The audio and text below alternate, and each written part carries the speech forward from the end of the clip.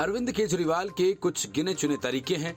आरोप लगाओ और भाग जाओ, फंस गए तो माफी मांग लो, रेफरेंडम के नाम पर अपनी बातें जनता की जुबान पर चिपकाओ और फिर होर्डिंग्स और पोस्टर्स के सहारे सामने वाले को घेरो।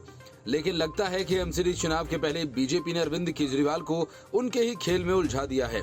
पहले से ही कई घोटाले में फंसी आम आदमी पार्टी और अरविंद केजरीवाल एक तरफ सुकेश चंद्रशेखर के निशाने पर तो हैं ही, लेकिन अब बीजेपी ने अपने ताबड़तोड़ हमलों से केजरीवाल के लिए नई मुसीबत पैदा कर दी है। शराब घोटाले में फंसे मनीष सिसोदिया को लुटेरा बताने के बाद अब बीजेपी ने अरविंद केजरीवाल को फादर ऑफ पाप बताकर नया पोस्टर जारी कर दिया।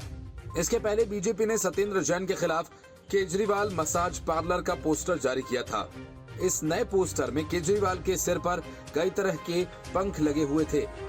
इसे पार्टी ने फादर ऑफ पाप का कैप्शन दिया। इसके साथ लिखा है कि आप दिल्ली को लूट रही है। बीजेपी नेता रणबीर सिंह बिधूड़ी ने दावा किया कि दिल्ली में सत्तारूढ़ आम आदमी पार्टी सरकार न केवल शराब घोटाला बल्कि दिल्ली जल बोर्ड घोटाले में भी शामिल है। बिधूड़ी ने कहा कि दिल्ली जल बोर्ड का घोटाला तब हुआ जब अरविंद केजरीवाल जल बोर्ड के चेयरमैन थे। मैं एलजी साहब से आग्रह करना चाहता हूं कि दिल्ली के मुख्यमंत्री अरविंद केजरीवाल के खिलाफ एफआईआर दर्ज कराई जाए और खातों को सील किया जाए। बिधूड़ी ने कहा कि डीजेबी घोटाला वास्तव में 200 करोड़ का है, न कि 20 करोड़ का।